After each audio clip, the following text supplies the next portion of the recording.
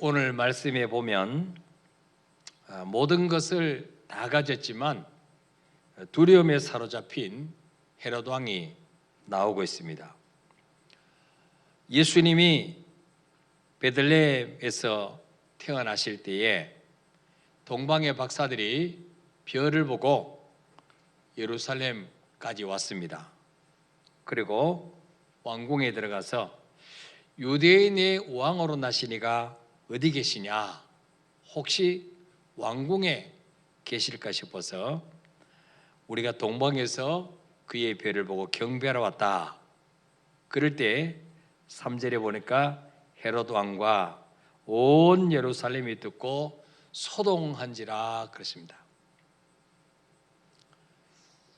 유대인의 왕, 인류를 구원할 만왕의 왕 되신 예수님이 오셨다는 소식을 듣자 헤롯 왕과 온 예루살렘이 소동했다. 난리가 난 거죠.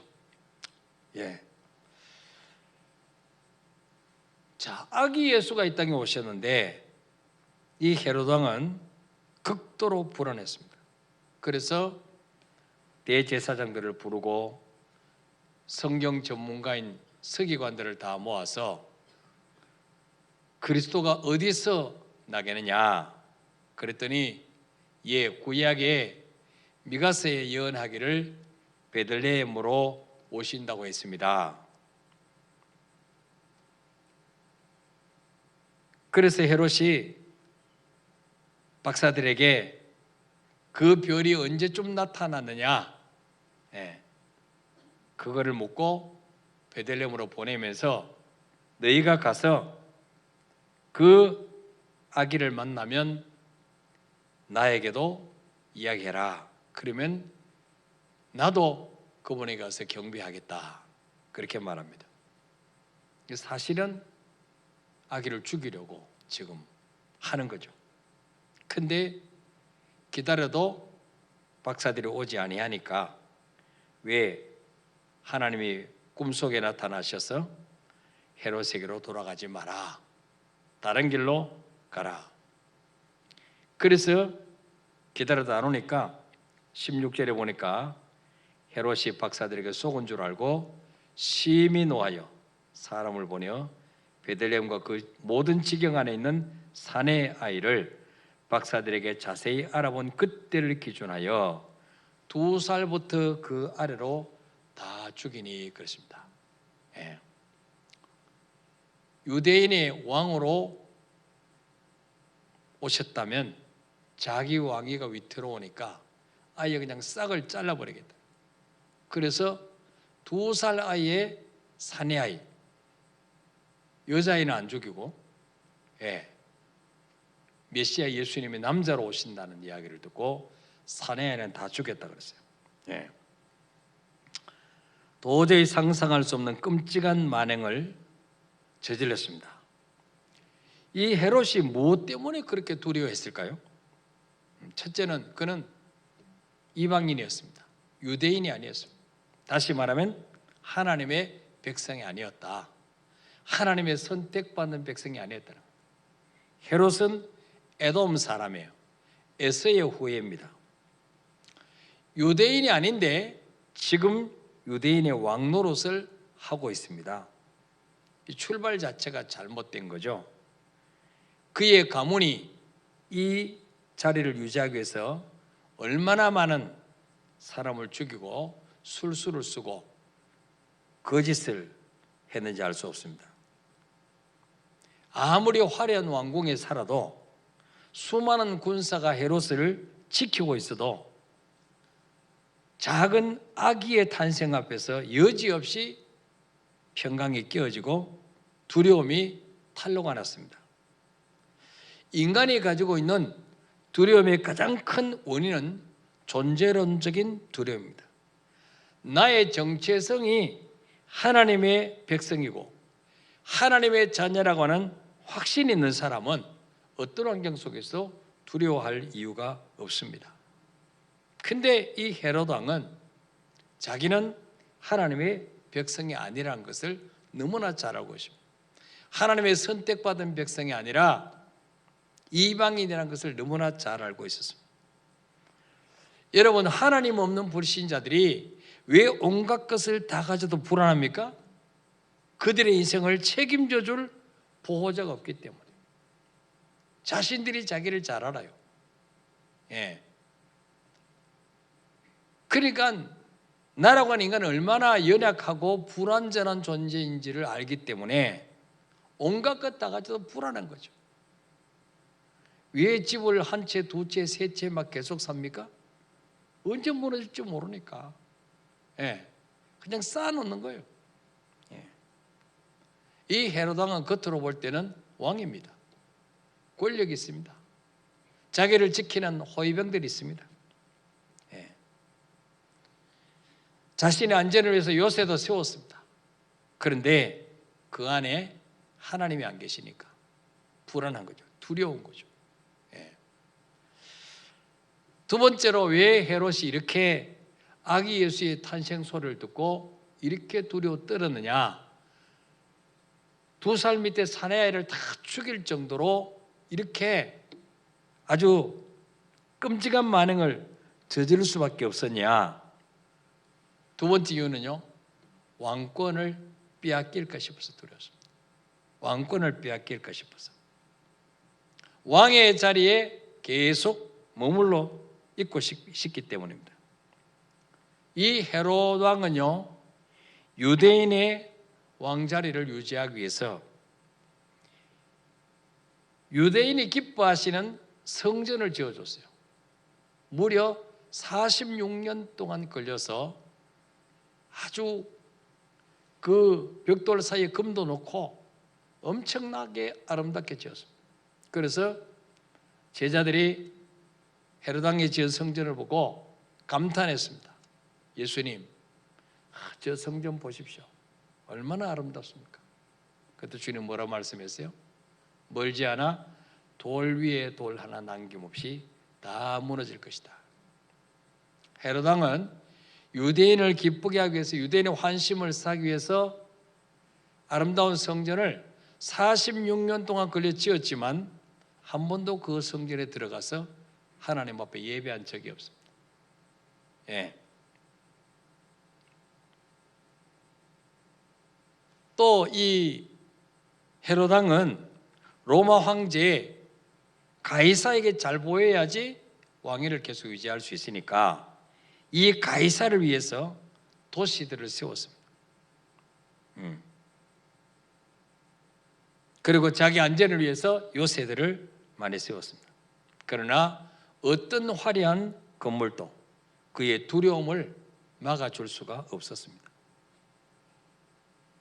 왜 그러냐? 왕권을, 이 왕위를 빼앗길까 싶어서 전전긍긍했습니다. 이 헤롯 왕은 누군가를 다스려야 직성이 풀리지 다스림을 받고 싶어 하지 않았습니다. 예.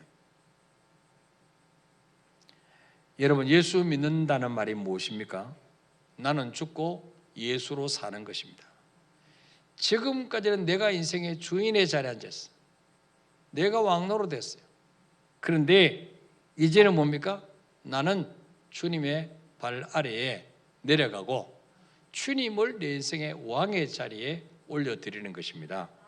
예. 그런데 아무리 교회 오래 다녀도 내가 주인의 자리에 차지하고 있으면, 내가 왕의 자리에 앉아 있으면 늘 불안합니다. 늘 두렵습니다. 왜? 나라로는 인간이 한계가 있기 때문에. 나라고는 인간은 지혜에도 한계가 있고, 건강에도 한계가 있고, 물질에도 한계가 있고, 예. 자녀도 내 마음대로 다스릴 수가 없어요. 키울 수가 없어요. 내가 원하는 대로 키울 수 없어요. 그러니까 늘 불안해요. 그러나 왕의 자리를 주님께 내어드리고 주님께 맡기고 나는 그분의 말씀대로 따라가면 주님이 내 자녀도 책임져 주시고 우리 가정도 다스려 주시고 내 건강도 다스려 주시고 우리 사업도 주님이 다스려 주시기 때문에 어떤 환경이 와도 두렵지 않습니다. 세상에 줄 수 없는 평안을 얻게 된다는 것입니다. 예. 근데 헤롯 왕은 자신의 삶을 주님께 내어드리지는 못했습니다. 여전히 자기가 왕권을 차지하고 이 왕의 자리를 빼앗길까 싶어서 두려웠기 때문에 아무리 화려한 왕궁에 살아도 불안하고 두려운 것입니다. 우리 삶도 마찬가지예요. 예. 우리 인생은요, 내 계획대로 되는 것이 안 되는 것보다 훨씬 적습니다. 훨씬 많습니다. 내 계획대로 잘 안 돼요. 예. 내 계획대로 다 될 것 같으면 걱정할 게 뭐가 있겠어요. 사람의 마음으로 자기의 길을 계획할지라도 그의 걸음을 인도하시는 여호와시니라. 예. 하나님이 허락하셔야 돼요. 하나님. 모든 게 하나님이 결제하셔야 돼요. 예. 그러려면 빨리 뭐요? 왕의 자리에서 내려와서 내가 왕 노릇하고 내가 주인 노릇하던 자리에 내려와서 주님께 왕권을 양도해 드리는 거죠. 주님 내 인생의 왕이 되어주세요. 주님 나의 주인이 되어주세요. 그리고 우리는 주님 따라만 가면 절대로 무너지지 않는 인생, 시들지 않는 인생으로 우리 인생을 책임져 주시고 보장해 주실 줄 믿으시기를 바랍니다. 자, 이 마지막으로 헤롯 왕이 왜 두려워했느냐? 이 헤롯 왕은요, 하나님이 나와 함께 하신다는 믿음이 없었어요. 자기 권력 의지하고 살았어요. 자기 술수, 자기 수단 방법 의지하고 살았어요. 여러분, 성경에서 말하는 두려움, 아담 하와가 에덴 동산에서 하나님과 교제할 때는요, 두려움이 없었어요. 그런데 죄 짓고 에덴에서 쫓겨나자 그때부터 불안이 몰려왔어요. 하나님 얼굴이 두려웠어요. 우리가 죄 지으면 하나님 얼굴이 두렵습니다. 아이들이 부모에게 죄 지으면 부모님 얼굴 보기가 두려워서 바깥으로 돕니다. 바깥에서 보다가 집에 부모 없으면 살짝 들어가서 밥 먹고 또 나오고 이러죠. 예. 그래서 하나님이 아담아가 선악과를 따먹고 벌거벗은 수치가 드러난 걸 보고 동산 숲에 숨어 있었습니다. 하나님이 아담을 찾았습니다. 아담아, 네가 어디 있느냐? 예. 내가 두려워서 숨었습니다. 그렇게 친밀하던 하나님이 왜 갑자기 두려워지기 시작합니까? 죄 지으니까. 예. 그 성경에서 말하는 두려움은 하나님의 얼굴을 숨긴 상태, 하나님 없는 상태입니다. 하나님 없는 상태. 아기들도 엄마가 잠시 보이지 않으면 웁니다. 왜? 불안하니까. 아기에게 보호자는 엄마잖아요. 엄마가 안 보이면 울어요. 예.